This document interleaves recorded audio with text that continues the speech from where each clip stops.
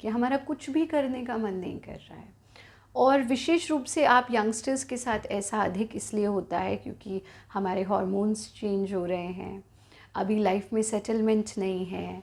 अभी कायदे में तो सेटलमेंट लाइफ में कभी भी नहीं आती है, लेकिन हाँ इस एज में फिर भी लगता है कि हम क्या करेंगे क्या नहीं करेंगे।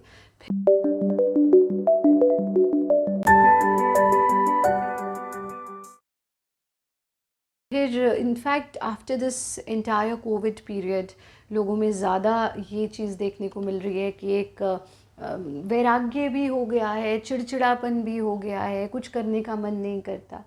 अब पहले तो कोई भी समस्या है तो उसके कारण को हमें खोजना पड़ेगा, है ना, कि हमको अगर ऐसा हो रहा है तो क्यों हो रहा है। Is it because we had some bad experience in our past? अगर ऐसा है तो हमें पहले उस ट्रॉमा से या उस मेंटल स्टेट से बाहर आना है। पर आपका जो प्रश्न है उसको अगर हम जनरली भी समझते हैं कि कुछ करने का मन नहीं कर रहा तो करें क्या, चलो रीज़न जो भी हो तो भी हम ऐसी स्थिति में क्या कर सकते हैं वो हमको समझना है। तो उसमें इसको दो पहलुओं से समझो। एक हम प्योर साइंस के अकॉर्डिंग इसको समझेंगे कि जब कुछ भी करने का मन नहीं करता तो हमें क्या करना चाहिए, और दूसरा हम इसको समझेंगे व्यवहार के रूप में। तो अगर हम व्यवहार की बात करते हैं तो मन को किसी पॉजिटिव डायरेक्शन में लगाना, इसका एक बहुत सरल सा समाधान होता है। जैसे हमारा मन कुछ करने का नहीं कर रहा है, उसका कारण हो सकता है कि कोई हमारे ऐसा इंसिडेंट हुआ या जीवन में कुछ ऐसा घटित हुआ कि बस कुछ नहीं करना चाहता हूँ अब मैं। तो अपने मन को पॉजिटिव डायरेक्शन में लगाइए, यानी उसको ऐसा काम दीजिए जो आपको करना पसंद है। जैसे कला, किसी को डांस पसंद हो सकता है, किसी को आर्ट पसंद हो सकता है, किसी को पेंटिंग पसंद हो सकता है, किसी को गाना पसंद हो सकता है। और बच्चों ये जो आपके ये जो आर्ट होता है ना, कला होती है ना, वो एक बहुत बड़ा हीलर होता है। हम जनरली पता नहीं क्यों आज हम समाज में इतना सिर्फ पढ़ाई पढ़ाई पढ़ाई पढ़ाई पढ़ाई पे फोकस हो गया है कि बच्चों को आर्ट से हम दूर कर रहे हैं। और एक समय आएगा कि हमें उनको स्पेशली आर्ट कराना पड़ेगा क्योंकि we need something to express, and art is the best way to express. तो अगर आप एक्सप्रेस करना सीखना चाहते हैं तो आपको आर्ट के ही शरण में जाना होगा, क्योंकि मन में इतना सारा दबा करके बैठे हैं that we don't know how to express it. किसी से बात नहीं कर सकते हैं आज के समय में, किसी से अपनी बात डिस्कस नहीं कर सकते हैं।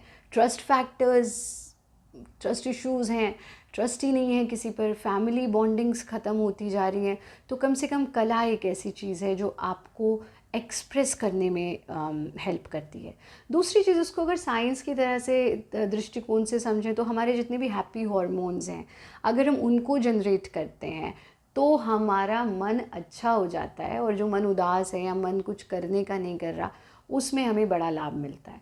तो जो हमारा 200 आवर इंस्ट्रक्टर कोर्स होता है, इनफैक्ट 200 आवर जो टीचर ट्रेनिंग होता है एडवांस, उसमें हम इन हैप्पी हार्मोन्स को समझते हैं और ये भी समझते हैं कि कैसे हम नेचुरली इन हैप्पी हार्मोन्स को जनरेट कर सकते हैं। जैसे कि आपका डोपामाइन है, आपका ऑक्सीटोसिन है, सेरोटोनिन है, एंडोर्फिन है। जो आप मॉर्फिन दवाई खाते हो which is a pain killer, that is endorphin.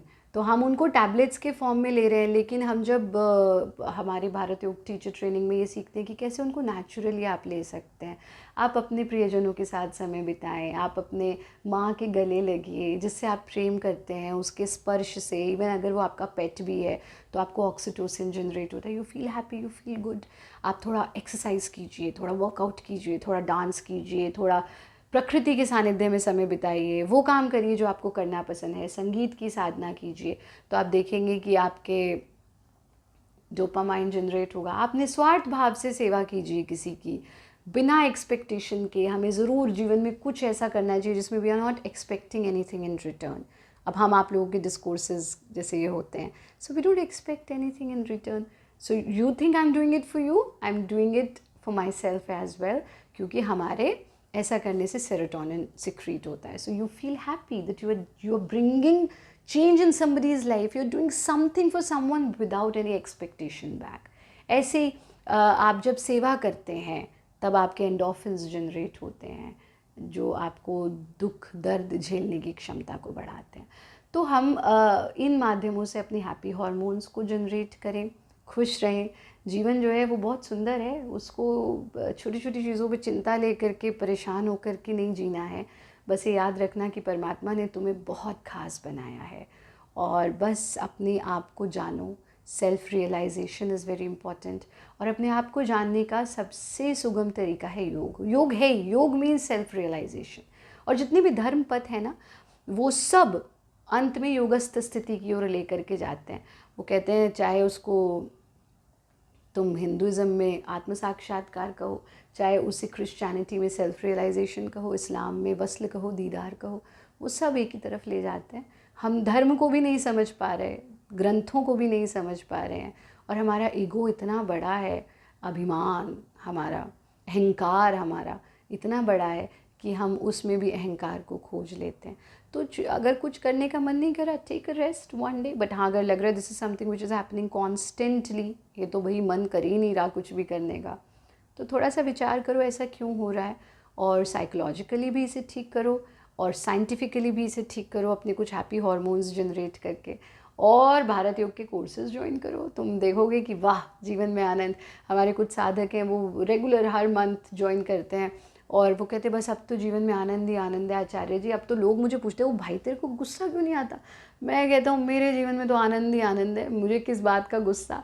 बोले मेरा तो पेट कम हो गया, मैं राजस्थान से हूँ, और अब मुझे सब कहते भाई तूने खाना पीना छोड़ दिया। नहीं, मैं सब खाता हूँ, फिर भी पेट कम हो गया, गुस्सा भी नहीं आता है। घर वाले कहते भाई इसको तो कुछ हो गया, पर मैं आनंद में हूँ। और आचार्य जी आपकी बात याद आ जाती है, योग मस्ती बड़ी सस्ती। तो मैं तो मस्त रहने लगा हूँ। तो मस्त रहो, व्यस्त रहो, स्वस्थ रहो, अलमस्त रहो, और योग के आनंद में डूबे रहो। बस यही तो हमें सबको चाहिए ना।